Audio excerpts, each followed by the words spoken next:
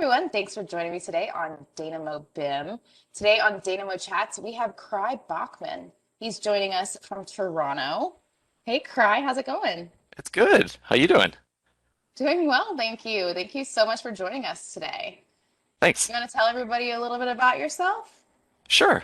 I am leader of digital innovation at a multidisciplinary practice in Toronto, well, and Canada, and we've now spread to the United States as well, Dialogue. And I kind of focus on emerging tech within our industry. So I'm looking at kind of what's more cutting edge, what are we trying to roll out, bigger initiatives on this side of things. But I've been using, I think the first time I opened up Revit was about 2005. And I've been in the trenches. I've built my big BIM models and stuff like that. And so I've kind of been, I kind of am jump all over the place when it comes to technology in the AEC industry. And being a multidisciplinary practice, we focus on a whole breadth of different stuff. And I've been with Dialogue since 2016. Before that, I was based out of the UK. Lived over there for 8 years. But originally from Canada. And that was kind of like just wanted a bit of a world experience and stuff like that. And yeah, that's kind of me in a nutshell. Well, no, you can't just jump over the I wanted experience in the world and I moved to the UK. You got to tell us more about that. Can you talk Well, to your experience a little bit about I that period of your life?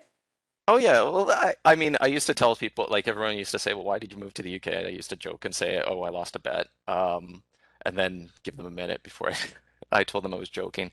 I thought it was one of those things where it's like, I honestly think that, and I totally recommend it to anybody else. London was one of those places where I wanted a bit of an experience. I was thinking about moving maybe out to Vancouver from Toronto. I was kind of like thinking about a bit of a change, and somebody said, "Well, you hold a British passport, and why not go into London?" And I was like, "London's one of the design capitals of the world," and it's like, and going there and just realizing that there are so many architectural practices, engineering practices, contractors, everything going on there, and it was just an experience to kind of go and throw yourself into it. And so you'd be meeting people all the time and talking, like when you go out to BIM events, you'd be meeting with BIM managers from the big practices, the big global practices, but then you'd also be meeting people from like small local little firms that were tiny, 5 people or something like that. And it was just kind of a great experience of being able to kind of go out there and kind of experience it. I did 6 years with Gensler over there, focusing on kind of projects in the Middle East, Europe, workplace based out of London, um, and had a great experience with them. Grew into the BIM manager for the London office there. Um, Would you and say that Gensler Europe was more advanced with BIM than the Gensler America we know at that time? it was interesting because at that time it was like we had I wouldn't say that we were more advanced because it was kind of right around that time that like BIM level 2 was coming out, and the UK was really waking up to, okay, this is what BIM is about. Um, and we always had these conversations with um, uh, about the fact that we felt like the States was ahead in the adoption of Revit, but they weren't necessarily ahead in the adoption of BIM, and it was That's kind actually a of surprising statement for me that the States was what was UK or what was Europe using, if not Revit? well, well, no, it's more the fact that like when I think about the adoption of Revit and the evolution of BIM, um, I think of it as one of these things that it started as it felt like we took on Revit as a replacement for CAD, and we were looking to produce the drawings, and we were looking um, to do, a little bit of coordination and stuff like that. But it was kind of like um, like it evolved from kind of the grassroots initiatives up. Whereas what I felt like the UK did when they came out with BIM Level 2 was say, okay, if we were to reinvent everything, if we were to start saying, how should this process really work? And how do we develop that standard around that? How do we develop a workflow and the steps involved? And it it almost gave everyone a big framework or a common language to talk to each other.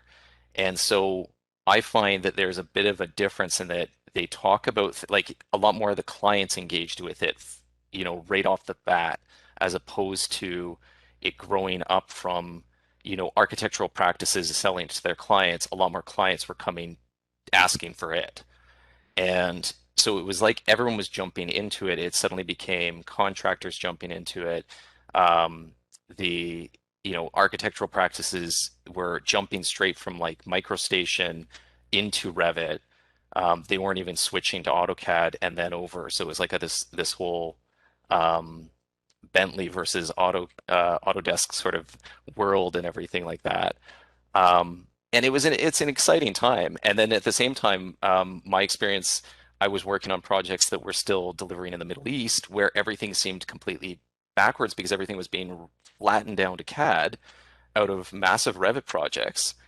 And yet, in the end, I think that there's so many places in the Middle East that have also suddenly adopted BIM as a a big standard and moved ahead with it. So you kind of get a little bit um, of like at the time when I was working there, we were kind of doing a mixture of a lot more Revit and AutoCAD, and it was shifting, but it felt like there were things like CAD deliverables in the Middle East were kind of dragging us back down and things like that.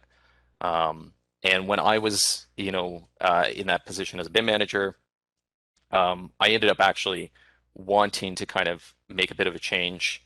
So when I moved from Gensler, I found a firm in London that was based in the UK. They were doing everything in the UK. It was all about like BIM level 2, and they were really pushing ahead with the adoption of BIM and Revit. And I felt like it was in some ways, it was a relief to kind of be able to push aside the whole traditional CAD deliverable and kind of focus on that. And so I worked with a firm over there, Pollard Thomas Edwards, for a year and a half before I decided to move back to Canada. But it was kind of a whirlwind experience, and kind of it was interesting, and it's even now getting a kind of a comparison between. I still kind of try to keep aware of what's happening globally, because I find that sometimes we can get caught up in our bubble of kind of the nation that we're in, and what everyone around us is doing right here versus what's out there. The adoption of BIM and BIM level 2 in the UK, I mean, it's not as if they came out with it and suddenly boom, everyone was doing it. But it was one of these things that, I mean, the British love standards. They've got a standard for making tea. Like they've got a standard for everything. But um, I think that when it comes to um, the adoption of BIM and sort of the mindset, they sort of started with this whole concept of, well, why don't we create a framework that allows people to sort of figure out what they want initially and set about creating the process that would then feed into that. And so when it came to the objectives of like BIM and everything like that, a lot of it has to do with the client specifying their needs and what they want out of BIM. And that was the first thing that BIM level 2 did, was it sort of said, okay, clients, you've got to get on board with this. And so if the clients start to say, well, we also want this data deliverable, or if we want this particular piece of information, or if we want a design that is something like this, then that it starts to get us to ask the questions, okay, how should we go about creating that? I mean, it feels like with shared coordinates, which I have definitely seen your class. And I think one of the things that you asked at the beginning of the class, I want to say it was in Scottsdale, but it may have been somewhere else, is you asked, who feels like they're a shared coordinate ninja? Yeah. Raise your hand, right? And literally nobody in like the hundreds, because it's a huge lecture hall that you usually give this course in. Everybody wants to go to it. Like nobody raises their hand in all of the BIM managers that are, including me, that are there because everybody feels like it's so mysterious, Yeah. right? When you get a question about shared coordinates, it's like, okay, well, let me back up. Let me ask you five things really quick so that I can better understand shared coordinates in your model, right? Yeah. Like, there's just so many different approaches. It is a dark art. Like that's the piece that you'll hear me say that again and again, but it's something that we just like I'm still surprised at how many people will come out and that's why I called my class shared coordinates because after all these years I still don't get it. Truly. Yeah. And it's It's funny also if somebody, calls me because now obviously everything is virtual, right? And they're like, I need to figure out shared coordinates or I want to create a model. Hopefully they call me at the beginning, right? And they're like, I want to start a mhm, model, shared coordinates, or, more likely they're going to call me because something's broken and something's off by an inch or, something massive is going wrong. And I literally will say, what I'm about to tell you is probably different than what everybody on my team will tell you, right? Because everybody thinks about this in a different way. Everybody has a different mindset. So what do yeah. you tell people? I guess the first thing I want to identify is, okay, what's your experience with it, right? How much have you been using it? Do you know anything about it, or is this something you've just started getting into? Has somebody set it up on your project? Was it you? It's Right? Like I said, you have like so many leading questions before you can even get to the like surrounding answer of where to go, right? yeah, and it's funny because it's something that even and I was thinking about it um earlier in the week, and I was like, why is this thing such a dark art? And it's like there's so many things about it. Like it comes up on so many projects because so many projects use it, but we don't really have, there's no like easy, okay, start the shared coordinates tool and it's just going to prompt you for the information and boom, you're set up kind of thing. This is like, there's this whole cloak of what's happening behind the scenes. You don't really know and understand. And I don't really blame, Autodesk and the Revit development team for kind of like they've started making it a little bit easier, but there's things about it that you just the way it operates inside it, you can't see.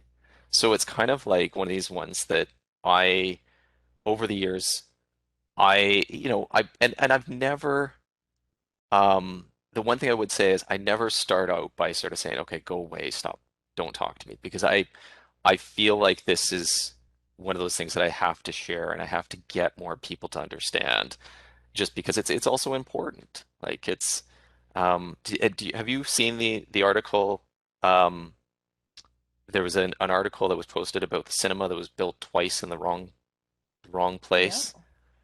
This is one that I bring up in my class as kind of a quick thing on the screen, but it's like I've been meaning to actually get in touch with the team that built it and ask them, was shared coordinates involved in any of this?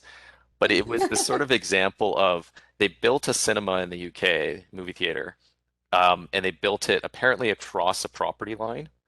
So the whole thing had to be dismantled and then rebuilt. And then the second time they still got it like 20 centimeters too far, like a foot too far one way and a foot too far the other way. And I kind of use it as an example to sort of say, you don't want to be that person.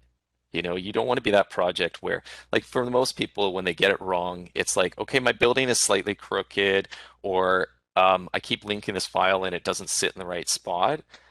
But I think the big thing about shared coordinates that I try to instill with everybody is the fact that as we get more mature with BIM, it's going to become more important.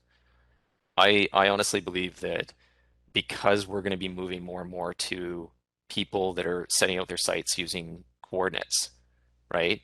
It's not going to be, oh, we do a dimension from from the grid line to this point or something like this. It's going to be somebody sitting there with a robotic totaling station, or maybe we're going to have robots running around, kind of starting to mark out the site, and it's following our Revit file as it goes along and drops stakes in the ground. Like that's the way the industry is going. So if we don't get these things right, you're going to get yourself into big trouble. Absolutely. So was there a project that you had like an epiphany? Like, oh my gosh, I see it behind the cloak.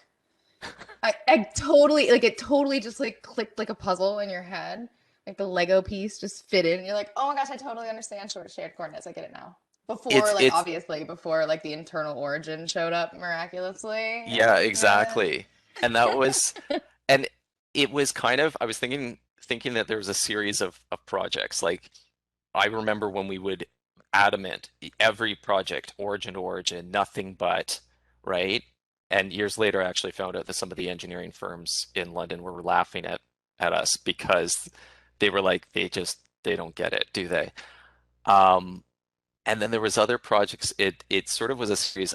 I started on a project like we used shared coordinates originally just to like lock two projects into place, right? It's like you don't really understand what it's doing, but you know if you activate shared coordinates, they'll just kind of sit on top of each other. And then I had a data center where I had the same model repeat three times in a site because they were just repeating the same building. And I thought there's got to be a way to be able to link these things in and have it know that it's in three locations. But I know that's not possible. And then it was actually when I moved to Pollard Thomas Edwards, they were doing all their projects and they were setting them out on the OS grid. And the OS grid is basically in the UK, they've got a grid system that starts in Cornwall, like off the coast, and it's got a standard grid that goes across and up and so you could basically take any two projects and link them into each other by share or by like in theory by the same coordinate system, and you could measure the distance from one building to the other. wow. And so everybody, and this is what I was saying, like the UK love their standards, and it just made everything so much easier. But the project, if you were asking me where was the epiphany, there was this one project, and someone in the office said, "Yeah, but there's a project survey point and a project base point. Now, if they're clipped and pinned, and then you change this setting, the Revit origin will move." And I was sitting there going, something about that doesn't sound right. And I sat there with the 2 points trying to move them around, and I clipped and unclipped and pinned and unpinned, and I was trying to figure out what did these do? And that's when I came up with the idea of the example that I put into my tutorials. Okay, so this is the file that I created and I shared with you, shared on the latest AU course, but I kind of it's basically based off of what I was trying to do with this project is that we were sort of talking about, okay, well, what exactly is the survey point and what is the project base point? And then there's this shared coordinates origin, and everyone kept saying, oh, that's your survey point.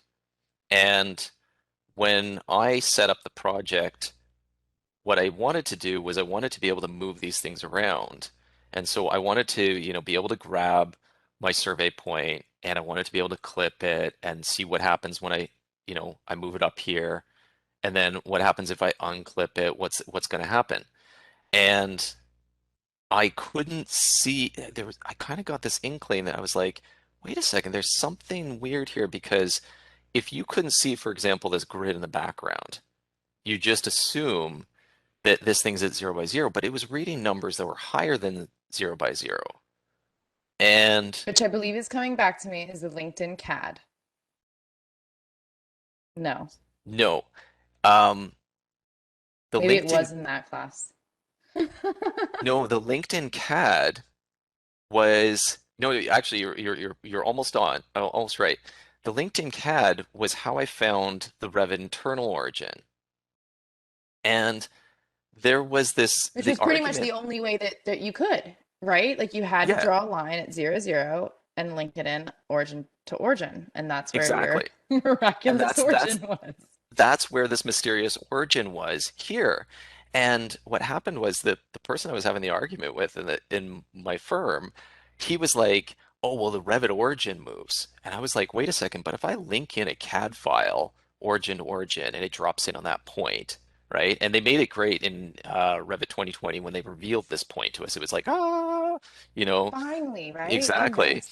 But the point that they still don't reveal to you was this shared coordinates origin, which is that if you're basing your project off of another setting out point, right? And in some cases, for example, a real world example. So like if I was to jump back to, um, if I was looking at what it looks like in so here's the OS grid, right?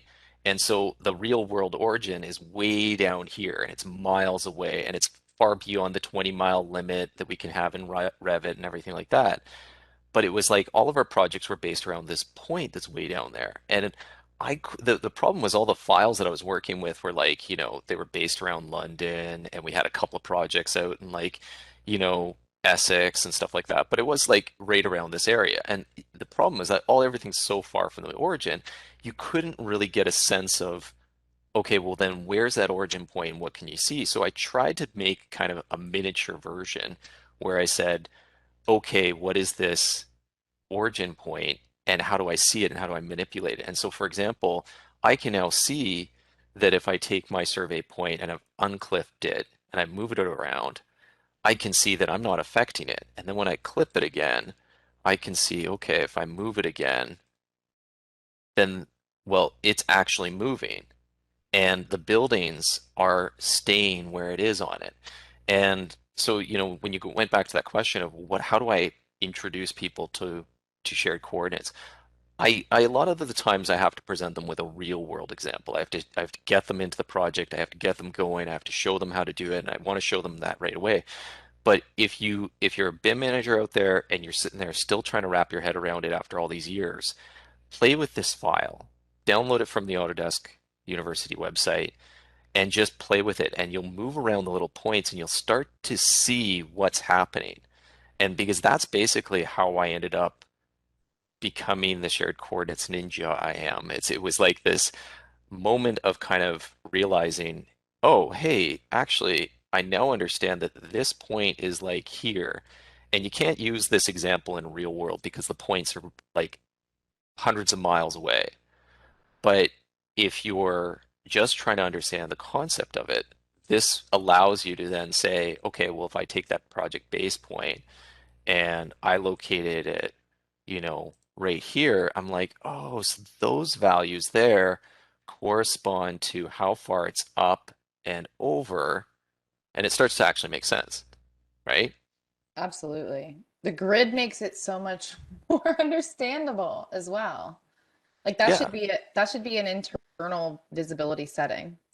I'm hoping that with my Autodesk class being there and it being quite popular, and it's like I don't sit there and think that, I'm like, oh, I'm this amazing Autodesk speaker, and that's, like it was so popular because there are so many people that just still don't get it. Do you know what I mean? Like Absolutely. it was the second most viewed Autodesk University class. And when I presented it at Built in 2017, I remember walking into the room with the organizers, and they said they originally weren't gonna. I presented my class and I said shared coordinates. After all these years, I still don't get it. And they looked at each other and they went, "Well, yeah, we've been talking about this for years. People get this, right?" And then they put it on the roster anyways, and it was the most demanded class, the most signed up. And I think a lot of it comes back down to until people get into it and see it, they won't really understand it. But then at the same time, I also don't expect everybody to go in here and play around and learn it because it's one of those ones that you only have to deal with like twice on a project, once on a project. Like how Exactly. how often do you actually get hands-on with shared coordinates? I actually very luckily do not get pulled onto it very often. When I show people my firm, I'm showing them and I'll say, okay, I'm gonna walk you through this and I'm gonna tell you what I'm doing on the screen. And I might fix your problem fairly quickly because we got to get your project up and going, but I will always try to show you because I want them to be able to feel like, okay, I might be able to get in there and actually take a look at it. But at the same time, am I hopeful that everyone's going to become a shared coordinates ninja? Probably not. Like I think it's one of those ones that I think it because it comes up so rarely on projects because it's clouded and you don't really see it, right? That it's one of those ones that it's just going to remain this thing that plagues us until they somehow magically make it all just like automate itself, I think. Absolutely. Well, I think also the thing that plagues us is, how it was set up at the beginning is a big part of it. And then if, it wasn't thought about in the beginning and you're trying to set up after the fact, that's obviously a completely different issue. Or if, one of the consultants didn't want to play in the sandbox properly, and so now they're not linking in properly or linking in, God forbid, an inch off, right? That's almost impossible to even notice. Those types of things where it's, there's so many little intricacies outside of just setting it up perfectly, which of course we all hope is, happening. But, finding those little problems and how we resolve those problems, I think is where the nightmare. As you said, what is people moving, people have linked in things slightly off, or how did they start their file? I mean, I don't push with my firm, oh, you must set it up exactly this way at the beginning. The only thing that I would say, since I've got the screen share up here and I can show you guys, the one thing that I did learn, as I said, everything in the UK was based off of a grid system. So we would regularly start our projects with a file like this that we would get, and it would be based on the real world coordinates. And I used to always start my file by picking a little grid, one of these grid lines. And the point of that was that in the real world coordinates, if I click on this, and of course this isn't actually, it's looking like it's slightly off where it's supposed to be. But what it would normally be reading for you is, and of course this is one of those examples that you just talked about of going into somebody's file, and Exactly. here's my own file. But basically what should happen here is I should be able to pick a point on this grid line and know that it is exactly reading these round numbers. And the thing about it is because everyone sort of defines their project, they start their project with just kind of throwing the stuff in center to center, linking in CAD files center to center. Oh, I'm going to just link it in and I'm just going to start working. And the thing that I found is that if you can find a place and you locate that at the Revit origin, then you can start to rationalize the rest of your model. So if you had to bring in other information, you could always go back and find that point because it was a nice round number. And I figured that that was the only thing that I kind of cracked that I would sort of say, I totally recommend all BIM managers out there, if you're setting up your projects, start with kind of picking a rational point on your grid because it'll be easier to find later on. Whereas if you pick like the corner of your property line, it's going to read some obscure, weird long number, and it's going to be hard to find in each file, if that makes sense. Absolutely. So obviously, you get tasked with presenting at AU on shared coordinates. What are some of the things that you're passionate about in terms of BIM?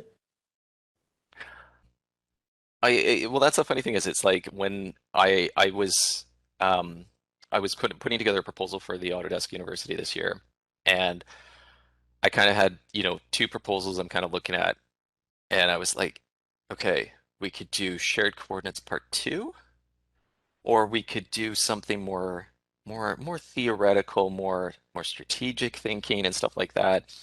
Um, I ended up going with the other one. I figured I'd come back to the shared coordinates. A lot of the times, it's sort of a love-hate relationship. I love telling people about shared coordinates, getting into it, showing it off to people and stuff like that.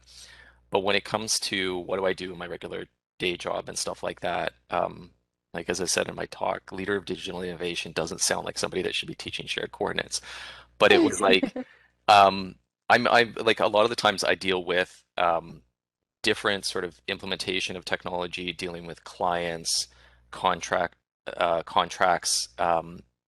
I do a lot of kind of looking at how do we how do you talk to clients about where's the industry going and why they would want to be engaging in this process, and how we can help them, right? Because we've got projects that are doing full Kobe deliverables that are feeding into, facilities management systems. We've got clients that we're helping to implement digital twins. And then on the other side of things, you'll still have clients that'll just come to you and go, "Can we have a BIM?" And, so um, I Whatever think, that is. We yeah, just want that. exactly. Can I get a BIM? Um, so a lot of it is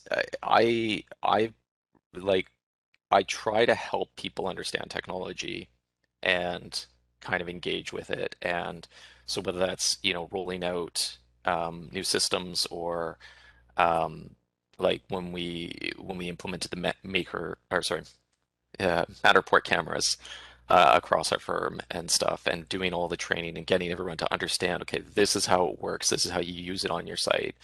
Um, when it comes to um, the Revit, it's actually like, believe it or not, I'm kind of one of those people that I'm starting to lose touch with it just because I'm not in it day to day. Um, when it comes, it's usually shared coordinates that end up pulling me back into it. Go Um, figure. but at the same time, like I understand it. I've been working with it for years.